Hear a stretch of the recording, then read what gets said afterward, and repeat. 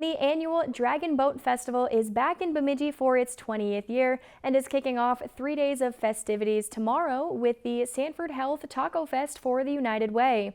Live music, merchandise, and the Dragon's Den opens tomorrow at 11 a.m. with the Taco Fest running until 8 p.m.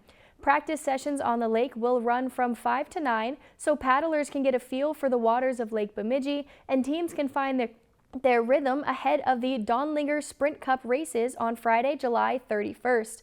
Then the full day of races will be this Saturday. We will have more details over the next several days as the Dragon Boat events go on, including race footage from both Friday and Saturday, and of course the parade of teams on Friday night. You can tune into Lakeland News through this weekend to see more on the 20th Annual Dragon Boat Festival, one of Bemidji's biggest summertime traditions. Lakeland News is a nonprofit news organization. Donate to Lakeland PBS today to support your local news team.